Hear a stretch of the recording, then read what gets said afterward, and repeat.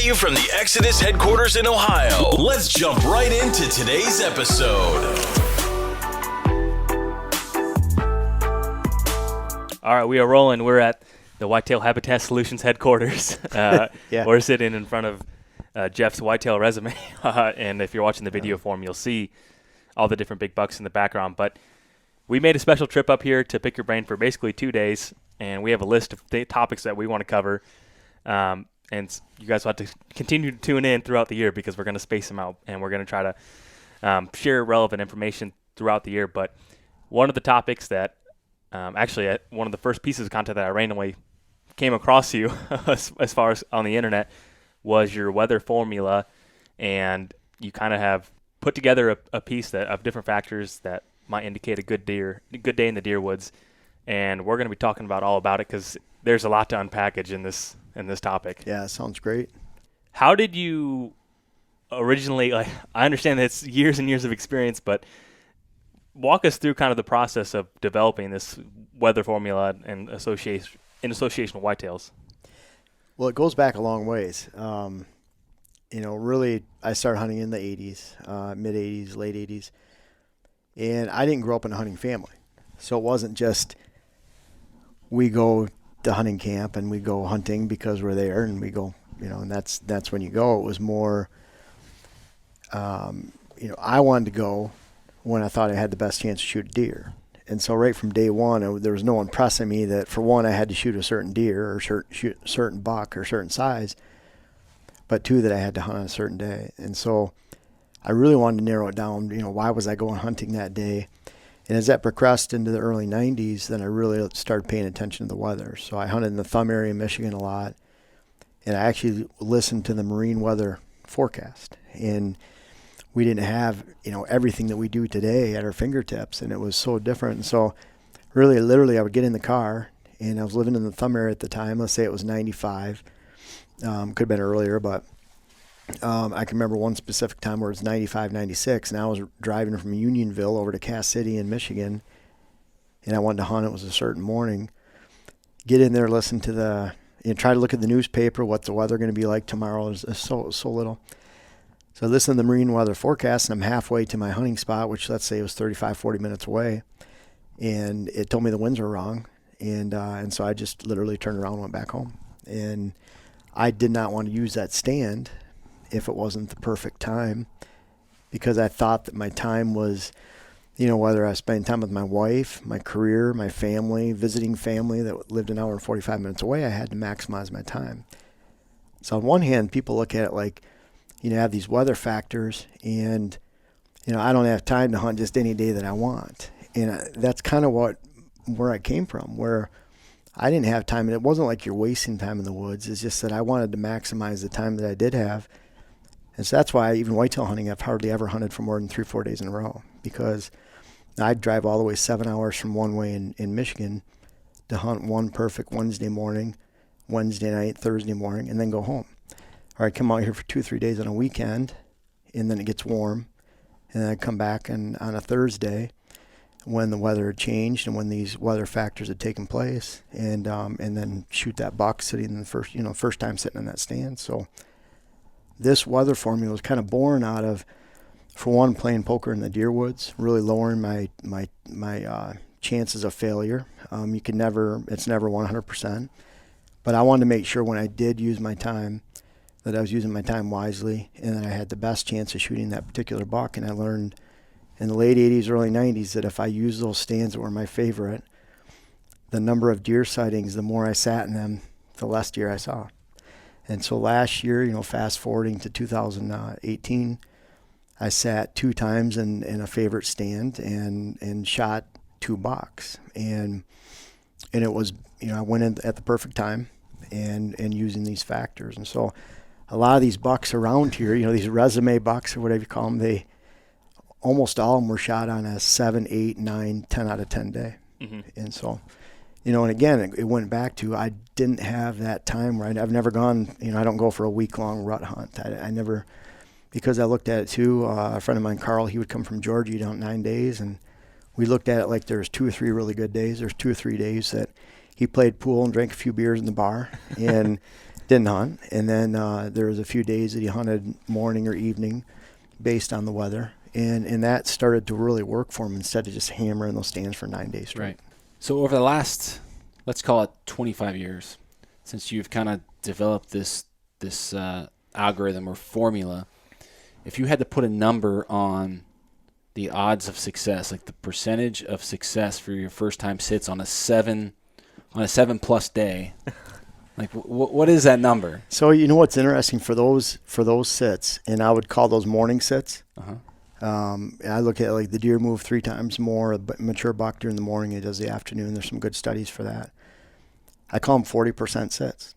So you're really going into that stand location for a specific buck, a specific weather formula, weather factors, and he comes by your stand. It seems like a needle in a haystack, but depending on if it's a buck that lives on your land or doesn't, you go in at early season or early rut or mid rut, and he's already told you he's going to be there. You might have trail cameras that show he's going to be there. You have the sign showing up that he's there. And then you move in on the right weather day where you expect the greatest amount of movement, and he shows up and you shoot him. And that's where most of these bucks are one sit bucks. And it sounds like it's pretty simple. Yeah. It does, but it is. There's so many factors because you have to have enough patience. Yep. Mm-hmm. And who has enough patience? But when you do it 2 or 3 times and it works, and then you do it 2 or 3 more times and it works, and then you do it 15 times and it works, and then you do it 20 times, it just becomes the way you do something. Right. And so all the other clutter of what other type of movement predictors that are out there, you just kind of cast aside and you ignore them because it works, and right. so you don't get cluttered up with anything else too. Yeah, I mean 40%. Deeming it 40% roughly. Yeah. But if you get, I don't know if you do. I can't do the math. I was never good at probability, but if you do enough 40% sits, it's going to happen eventually. Now, it might, if you only get 1 or 2 of those days a year where everything lines up perfectly. Let me ask you this, how many days a year are kind of what you described as 40% chance of sits where the weather matches up and it's one of the first time sits? Well, if you look at high value days, and I'm looking at it as a 10 out of 10 or 9 out of 10, 7 out of 10. If you look at a 45-day forecast, now that's always changing. Now you can see a major cold front 8 to 10 days out, sometimes 2 weeks if it's really major. You see a 30-degree temperature drop. We had one in 2016 close to Thanksgiving. And if you look that up, it swept through Wisconsin, Minnesota, Wisconsin, over to Ohio. And I went down to Ohio specifically for that cold front, shot it on that Monday.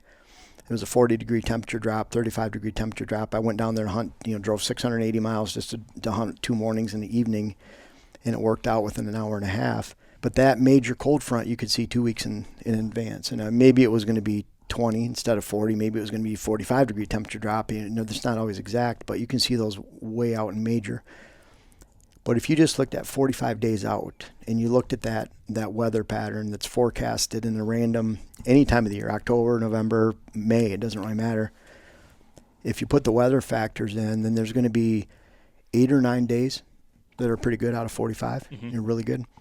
There's going to be a handful, another 5, 6, 7 that are in between, because typically it's either really bad or really good. And then you're going to have probably 30 out of 45 that I might sit in a evening stand watching a food plot in a big area just to kind of see what's going on, but I'm not going to hunt anywhere near my best stands and not ruin that line of movement that I'm expecting to hunt 5 days later with a really good day in the forecast. And I look at like so many hunts, so many people never get to experience those days because they burned them out 5 or 6 days in advance. That's a good point. Out of those 8 days, out of that 45, how many of those are back-to-back? Very few. Okay. And so I look at like a day and a half you have. I look at the second day after that front goes through, you're dropping down to about a 2/3 value. So if you had a 10 out of 10, maybe you could say it's 7 out of 10 still, and we'll talk about those factors in a little bit. But rarely back-to-back just because the conditions are changing by the second day. Now, if you throw in the factors of the rut, then that second day after that front goes through, value-wise, of course, might be a lot higher value than the second day of a front that goes through October 15th. Yeah. Right. That makes sense. But because of the rut factor, and there's a little bit of a rut factor in there. But, I look at like not every day during the rut is a good day just because it's November 3rd. If it's November 3rd and it's 75 degrees with 30-mile-an-hour winds, and you're in the Midwest somewhere, and that's a really warm November 3rd. And if you have November 5th, it's supposed to be a high of 47 with calming conditions. At least the winds have changed quite a bit. Then if you go hunt that November 3rd, just because it's November 3rd, you just ruin your really high value 40% sit on any. So you're probably hunting in a 3% sit or 10% sit. Mm-hmm. And you're wasting that 40% sit that was just 2 days later. That makes a lot of sense. So when you're referring to 10 out of 10, 7 out of 10, I know that there is different components to this formula, and each one has a different point, and you add them up. You added them up for a cumulative score. Right. Correct. Am I correct in that? I don't even myself, I have to look at the paper. It's kind of like I've been doing this so long with, literally going back to marine weather forecast, where I'm looking at these numbers and saying, wow, there's a 20-degree drop. And I can go back a little further, really, where that started was watching deer in the evening in the thumb area. We would take lawn chairs, snacks, and something to drink, and literally sit on the edge of a cornfield and watch a deer come out. We learned quickly in 1987, 1989, 88, that if we drove an hour and 45 minutes with some teenagers that hardly had enough for gas money to watch deer, we weren't going to go up there if it was 90 degrees and warm. The deer weren't coming out. Right. And we learned that, wow, it was 62 at the end of August in southern Michigan, and all the deer were out in the field. Why were they out in the field? And you start to really, it didn't take long before we realized that, we were spending our time on those conditions. And so it's not, I can look at the numbers. I create an algorithm to actually give you a value out of 70. So you just add up. The biggest weather factor to me is temperature change. The next biggest factor is wind speed change. So if you have high winds, deer have shown that they will move during high winds. I think a lot of times they're getting out of the wind, and that's why they show they move more. But definitely if there's a change in wind from 50 to 35, it's all relative. There's a big wind drop. And so even from 35 to 20, there's a big wind drop. It doesn't mean that it has to be dead calm. It's just a change. And a lot of times there's a difference of direction that comes with that too. But a lot of times it's just an appreciable change. And so when you see when you see temperature going down drastically, and you see wind change going down drastically, and then when you add in the extreme factors of heavy rain, snow, thunder, lightning, hail, whatever it might be, when those changes are done, then you have all that taking place, and then that temperature drop and wind speed, then that's what serves to set up that great day. Well, so you've mentioned a couple of the, key components or factors inside your formula, your algorithm. Let's just break all of them down kind of separately, starting with the lowest priority. We'll start with the lowest priority, or the least weighted first, and then move to the highest priority or the highest weighted. I think the lowest priority, and this can happen in combination, is I give a couple points for big reduction in heavy rain, heavy snow, extreme conditions of thunder, lightning, and hail. The reason all those have a factor in the first place is they all produce stress. So when you produce stress in deer, it takes energy away from them that they have to replenish. So a lot of this goes back to energy. If they have an extreme drop in cold, wind change, noise in the woods, it all goes back to stress. So a lot of times those factors are all taking place at least 2 or 3 at once. So then you get a factor of 6. So that's, you can almost say that they're pushing about 10% of that factor overall. Okay. If that makes sense. It's all based back to stress. Yeah. And you can imagine if the rain's pounding down for 5 or 6 hours, deer feed 5 times in a 24-hour period. And so if they're being pushed down and stressed and they don't want to go out into their open food sources where they have that high-quality food source all night, or their major food source in the afternoon about an hour before dark, then they're missing quality feedings. They might even be missing quality feedings in the woods because they just don't want to stand up and move around in driving rain and browse, which they do twice in their bedding hours. Now, do you find that the duration of that precipitation makes a difference? Like if it's raining, if it's raining sideways, hard and sideways, pounding, driving rain for 6 hours versus, let's say, that same front moves through and it's the same type of rain is going on for a longer duration of like 20 hours. Is there? Oh, definitely. Yeah. Yeah, and it's just it's taking more energy out of them. Mm-hmm. And so along with that, though, when you have those extreme temperatures for a longer period of time or extreme conditions, typically that's going to dictate that the temperature is probably going to fall a greater amount.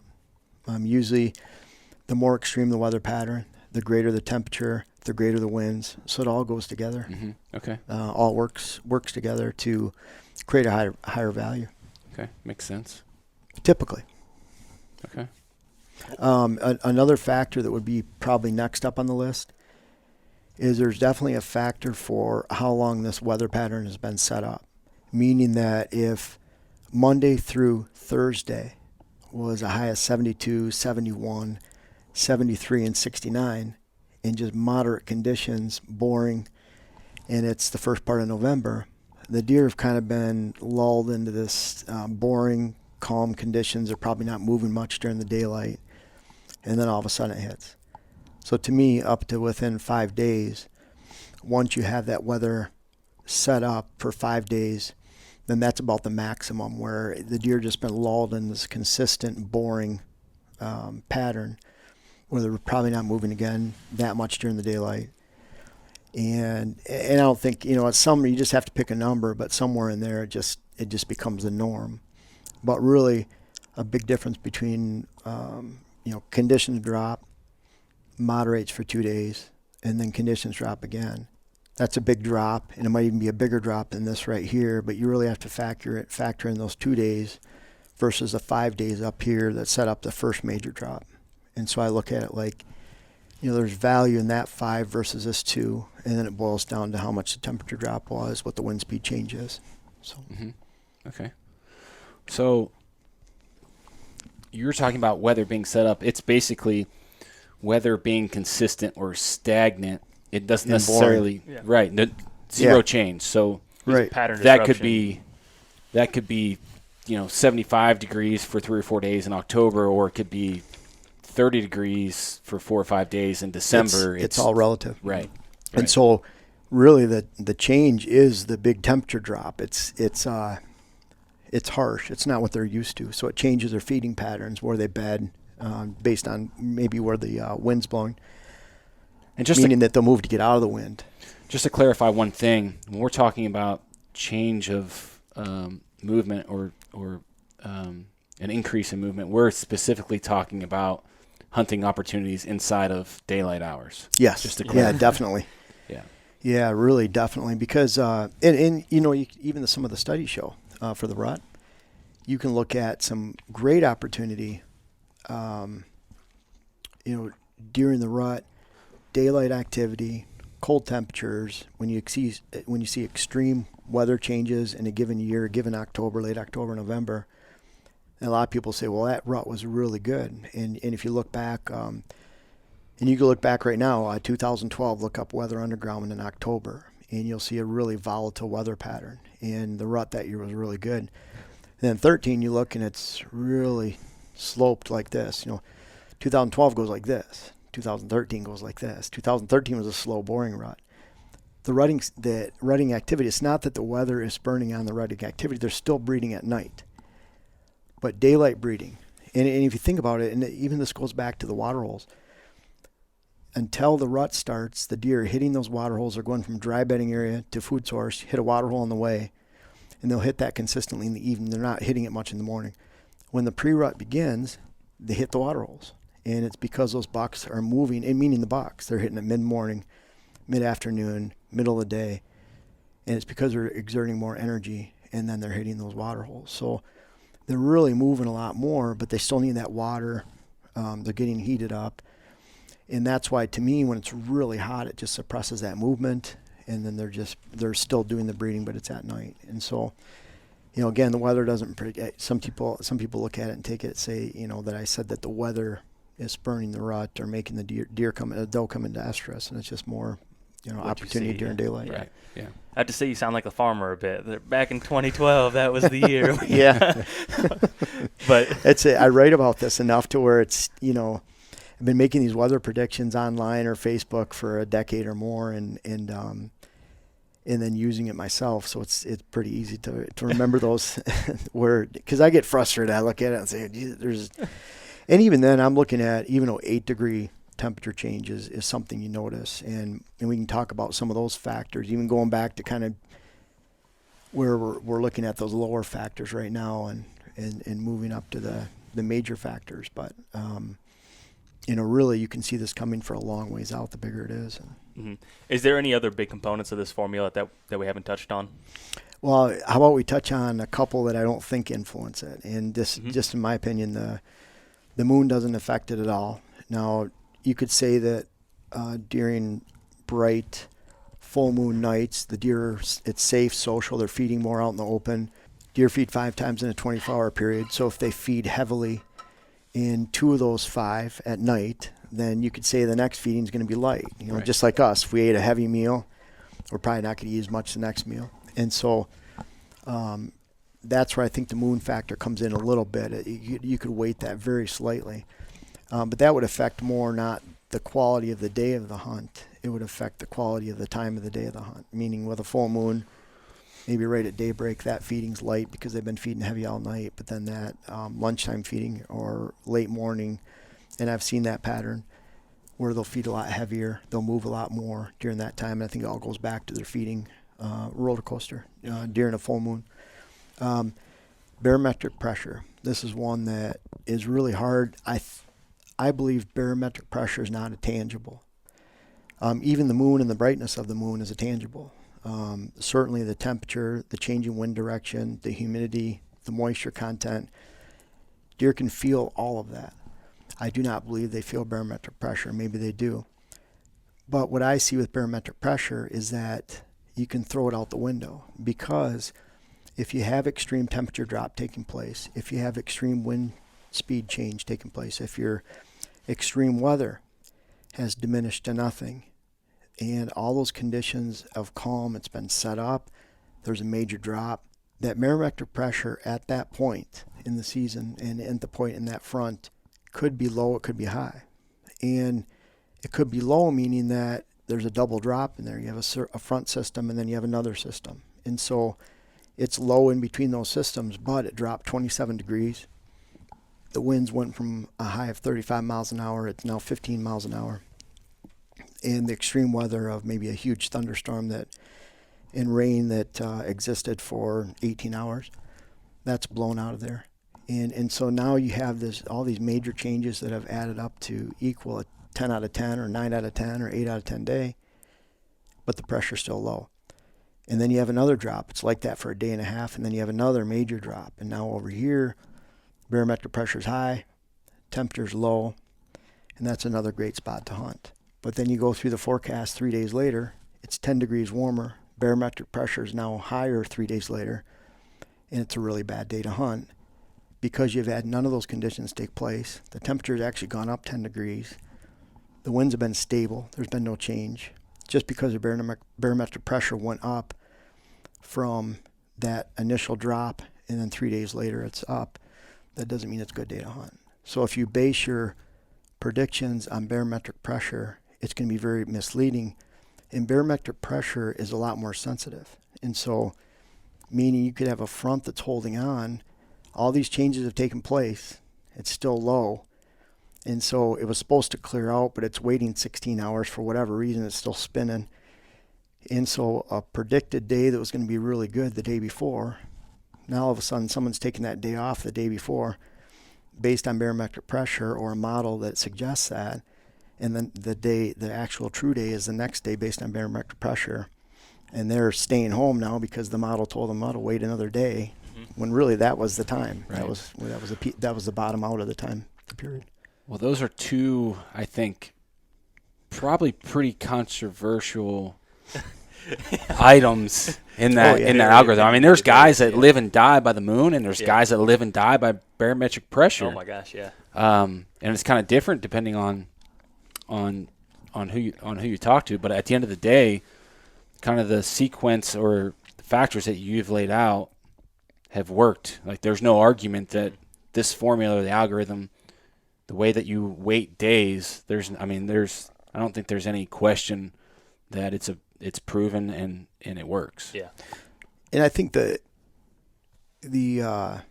roller coaster, the potential high or low based on those factors is more extreme.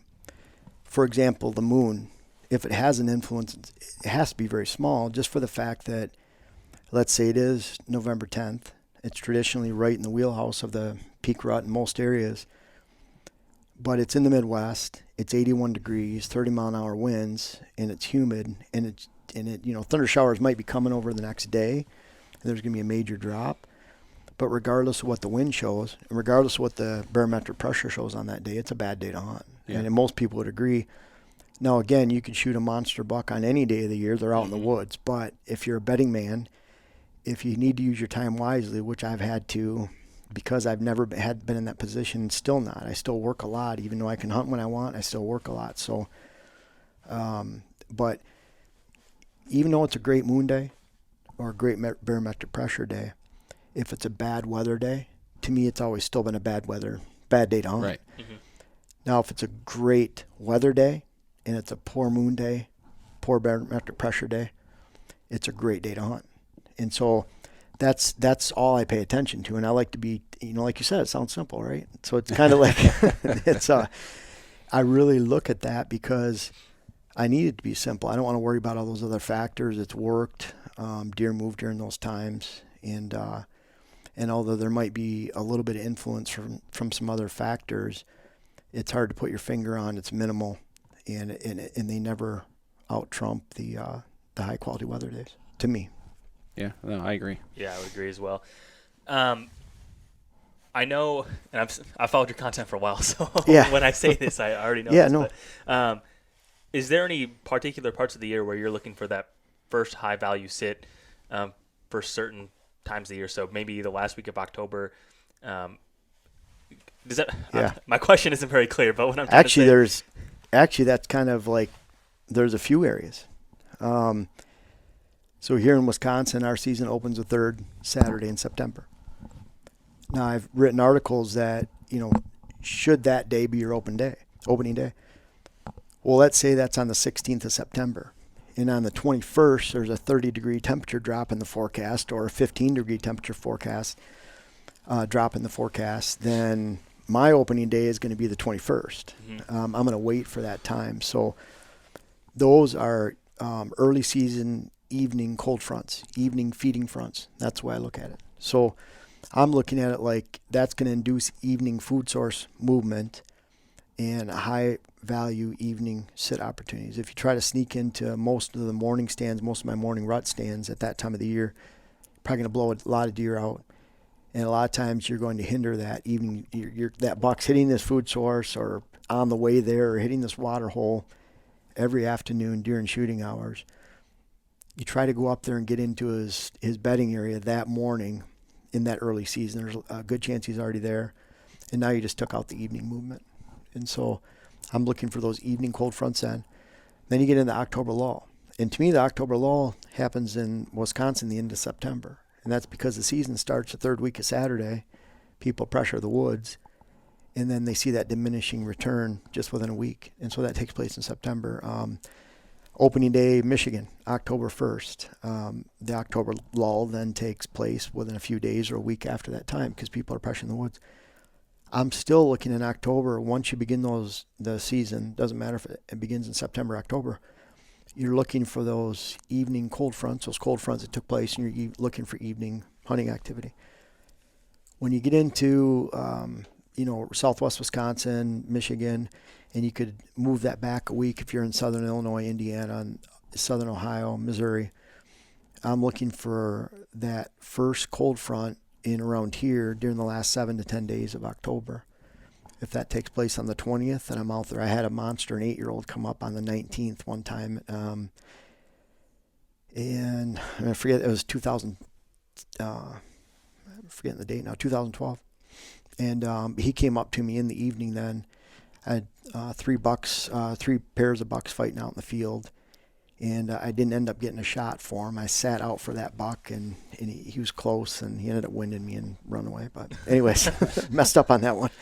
I missed him in 2006 when he was a big one too. So it was he just he had my number. But that was that first time where those bucks are starting to get really ruddy around the 20th, and that'll coincide with our water hole movement too. We'll start seeing that during the middle of the day, those bucks hitting.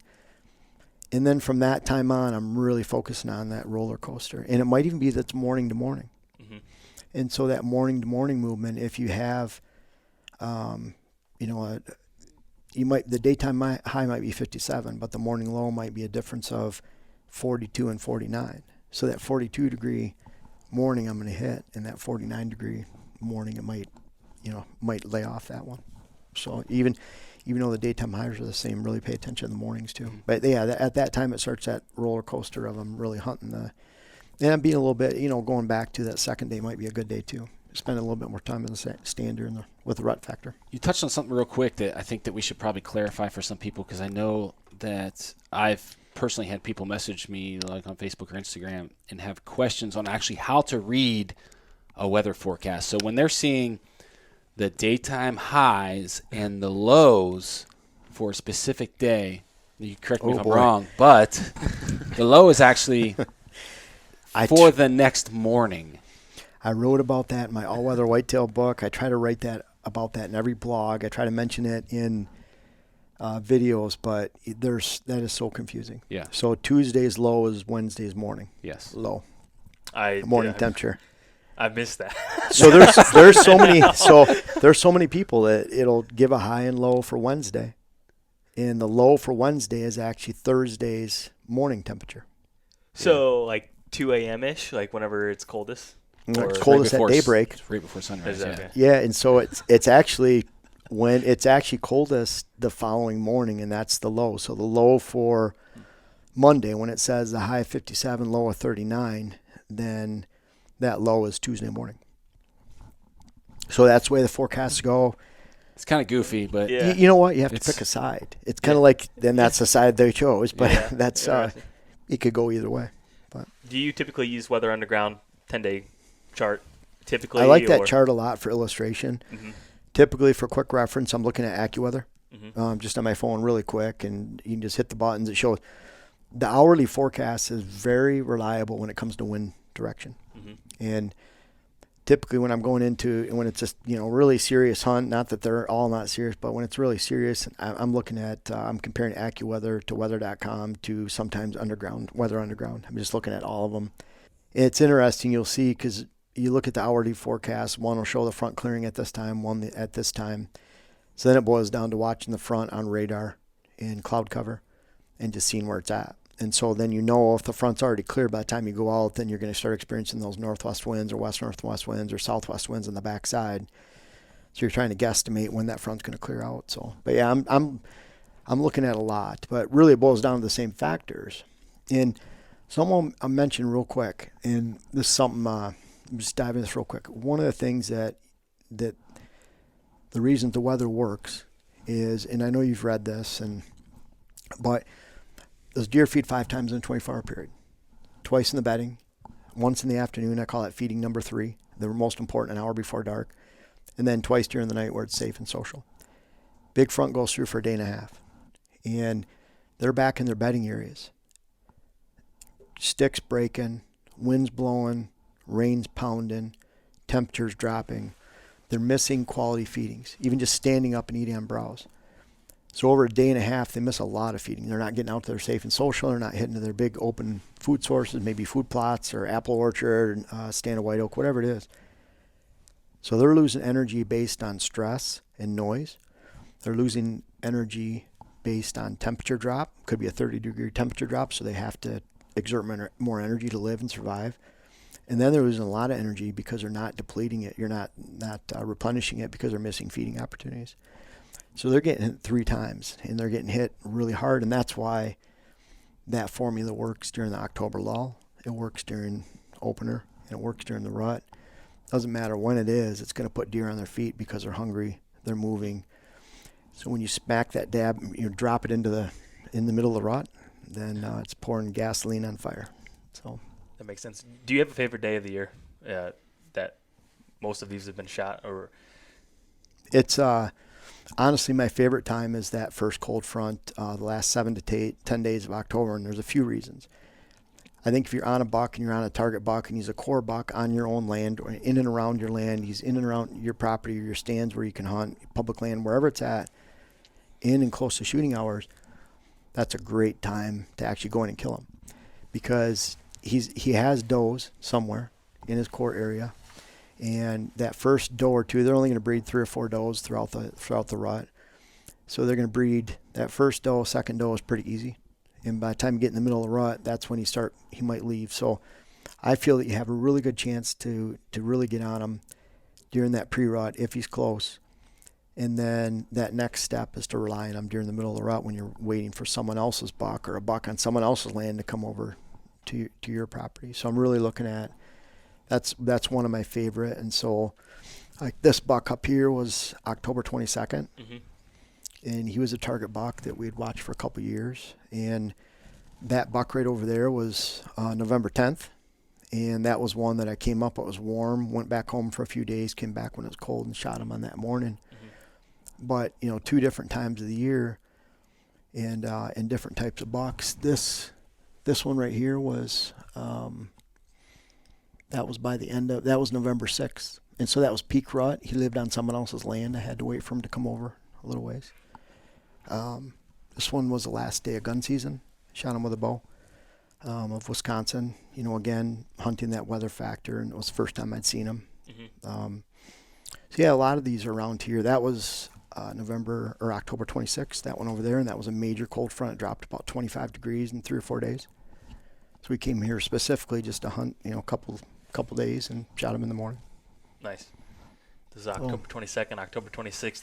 Obviously, October 20th, November 6th, yep. November 10th. I mean, it's scattered. It's pretty sporadic, yeah. That one right there was Ohio public land that I went down right before Thanksgiving. I think that would have been November 21st, 22nd. There was almost 40 degree temperature drop, so I went down, and that was a morning, archery hunt. That makes sense. We get a ton of pictures sent in, obviously, given the nature of the business, and there's always a lot of daylight activity on scrapes that 25th, 26th of October. Mm-hmm. I don't know if it's by chance, but for whatever reason, no, I see that too. People send in a lot, and I've personally experienced that as well. So it's interesting. Do you notice a drop off in early November from scrape and daytime scrape activity? Yeah, for sure. There's one particular scrape that comes to mind that it's that last week of October.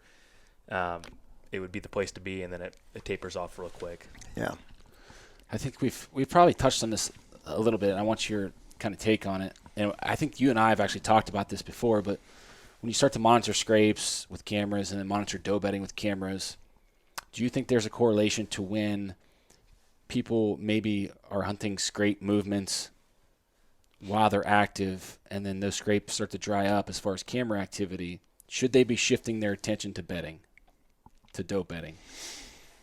Yeah, that's a good question. I really like and so this is I think there's a difference whether it's on public land or private land. Private land, everything's more compact. So the deer, you're likely to shoot them between backside bedding, 400 yards away from food as you are them going to food in the evening. Mm-hmm. And you're in between does a lot of times just about everywhere. Where big open movements on public land is a little bit different too. What's interesting is we find a lot of activity. So during that time, we'll have a scrape and a water hole together, and we'll notice our water hole use will go up, our scrape activity will go down, and they're only 20 feet apart. Mm-hmm. So if we just had a camera on one versus the other, we would get some misleading information with the thought that that buck is not actually going through that area when he's just not actually hitting the scrape. He's not taking the time. So I kind of look at it that way too. That's a good point.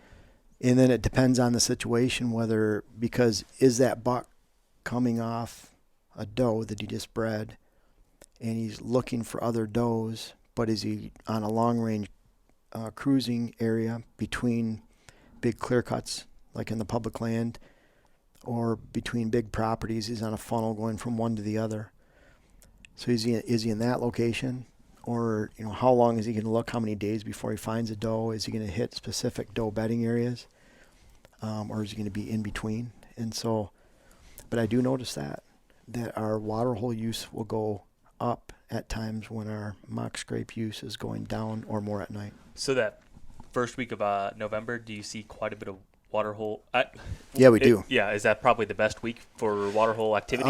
We as get a far as lot season of goes? we get some pretty good water hole activity from as soon as that pre-rut starts. Mm-hmm. So, and that might be the 18th. We have some good video of bucks, and they're hitting a water hole, and the temperature on the trail camera says 43, and it's 11 o'clock. So you know that it was a cold front. You can look and see. And I can say, either way, most of our daytime scrape activity and water hole scrape activity, if you had to guess on a temperature, I don't know if you guys have seen this, was probably 55, 50 on down. Like, we don't see as much in the 70, 80. Right. It's more 40s is really common, around 40, 30s for daytime. Well, I think we probably got sidetracked a little bit from the topic. That's easy to do with a whitetail mind like yourself. I mean, there's a million questions we have. But I guess circling back to the weather formula, so we've gone through 3 or 4 of the lower priority items, and the moon and barometric pressure, which you feel don't influence, right, or aren't really a factor at all. What's the moving forward to the higher priority items? I feel like if I'm looking at a factor of 70, I'm weighting 40 out of 70, so it's at 55, 60% out of temperature. So for every degree, I'm giving it a factor of 2. So up to a 20 degree drop. And what's the difference between a 20 and 25 degree drop? Right. It's a big drop. Yeah. So I'm looking at that. You give that up to a factor of 40. 2 for every temperature change. Wind speed. And I have to look back at my numbers, but I would say wind speed, I'm giving that up to a factor of 15 or 20, something like that. 15. And that might be 15 degrees on the temperature, but you're weighting it heavily, at least 40 to 50% on temperature. And then you're giving 20% on wind, and then you have all the other factors that add in. Right. The setup, the amount of days for the setup. The other weather factor is the extremity of the weather. So 60 to 70% of the value of that day is based on weather and wind. Yeah, temperature and wind. Yeah. Yep, temperature and wind. Yeah. Definitely. And that's where you have a day that it's, even if you had a great thunder shower come through and the winds changed a little bit and was set up, if there's no temperature change, then it ends up one of those in-betweener days where it's a value of 4. And you don't get a lot of those because typically when you have major weather go through, you have major temperature change. Mm-hmm. And so that's where all these factors kind of work together. And that's where barometric pressure is a really tough one, because at times the barometric pressure reflects some outstanding hunting. For example, when the Jared Archer, he's a client of mine, and I keep in touch with him and compare notes. He runs a lot of cameras, and I really like his insight. He shot some really nice bucks on his property. But he gave me a saying, something like, based on what we were talking about, what I do was when the bucks are, when temperature and barometric pressure meet, the bucks will be on their feet. Meaning when temperature's down, pressure's up, that is a great time. It always is a great time. But is it really the barometric pressure, or is it the fact that the temperature changed, the winds changed, the weather changed, and the barometric pressure does reflect that change, but 3 days later when it goes up, it doesn't reflect a good day. Right. And so you can't just go, if you just look at purely the change and what the deer can feel, and then that to me will lead you in the right path. And that's why it's weighted so heavily towards temperature and wind. Yeah. I think personally, when I'm working, I use Weather Underground for the most part through the hunting season, and the illustration that you show on that blog article of temperature and pressure meeting, and usually you have a circle or something designating that. Yep. That's typically what I'm just for me being not very intelligent, and that's what I'm looking for. I'm looking for the drop and the spike in barometric pressure. And I think going back to that's going to hit the majority of your best days, right.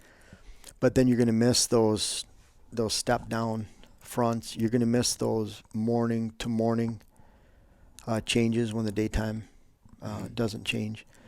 And so you're going to miss some other high quality days in there. But if you just purely hunted those, it's going to give you, over a 2-month period, you're going to have 12, 15 days that are, really good to hunt and that can't be missed. Right. And those are the days you can't miss. I mean, they just jump out at you.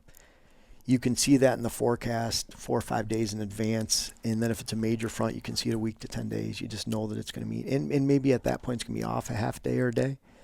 But you can at least tell your boss or your supervisor and say, hey, next Tuesday or Wednesday, I really need to hunt. And that's how I did it. I put more value. And I have a hunting buddy of mine that he didn't like. And he's a friend of mine. And he didn't like because we'd come down and hunt on the weekend. And he would take long weekends. And he didn't like that I would want to come down and just hunt a Wednesday morning, a Wednesday night, and a Thursday morning, and that's it. And we're driving 7 hours down. He wanted to take that 3-4 day long weekend because he had the Saturday, Sunday off, and I didn't care about Saturday, Sunday unless it was a cold front. Right. And so we stopped traveling together because of that. and it was more too. He had that time. I wasn't going to come down here. I didn't care how many days I had off or could potentially. It was more I wanted quality sits. Yeah, I think there's a little bit of misconception from people like looking into the industry professionals. I think a lot of times people feel like we can hunt any day of the week, all day, every day, and it's just like I think people think that we make a living by hunting, and it's just not the case for so many. I mean, we still have jobs, we still have companies, we still have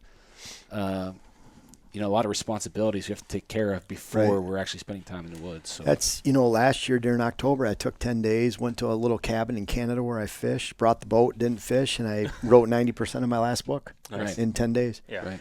We'll still create 4 videos a week during the hunting season and have to put those out, have to shoot them, and then write, 8-10 articles a month. Yeah. So there's just a lot to do during that time, and I still start visiting clients before Christmas, and then my last clients for the year in September. So that sandwiches a couple months in there where that's book writing, articles, videos, and keeps going.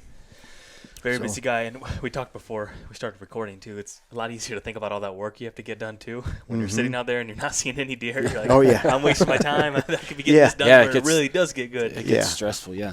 Before we wrap this up, there's one other thing that I personally have a question on, and that's. We've talked about temperature change or drastic weather changes, whether that's wind speed, temperature drops. But what about double-digit increases in temperature when it's really, really cold? So when you have, let's say, lows for 2, 3, 4 days that are maybe around zero or sub-zero, where people always talk about deer hunkering down and only moving to major food sources, and then you have a increase in temperature. Let's say it moves up to 10, 15 degrees above zero. How does that? So what I like about those days is I see a lot of daytime movement. A lot of times the deer are bedded when they need to conserve the most energy, which is at daybreak. So if you can get in close to bedding areas, I love hunting soft snow. Mm-hmm. So if it's been 20s, 15, all of a sudden it's going to be a daytime high of 42 and the snow's going to turn soft, or just the leaves, everything's becoming unfrozen. Getting in close to that bedding area, and this could be in late muzzleloader season, where you're not typically not hunting in the morning. But yeah, I love that change, and it still seems when it's really cold and you have that major temperature drop, and those changes they're putting the feed back on every evening. They're hitting quality food sources. Mm-hmm. But when it warms up, I really like to hunt those middays. Okay. Getting close to a bedding area, a browsing area, maybe an oak flat, near some apples, whatever it might be. And the thought there is that there's going to be a morning movement to feed, whether that's browse or when whatnot. The conditions are good. Right. Yeah. Right. And they're expending less energy then when they're feeding during warmer temperatures than if they're having to move around at daybreak, for example, when it's sub-zero, and that's the coldest time of the day. Learned that today. That the new low is the next day. Yeah. I feel like an idiot for not knowing that, but now I know. So no, there's so many people. That's why I say it over and over again. It's really confusing if you look at a weather forecast. I mean, anybody's going to think that. Why wouldn't you? Yeah, yeah. Unless you've counted on that many times before, and you realize, hey, this isn't. This is about a day off, or this is about a morning off. Yeah.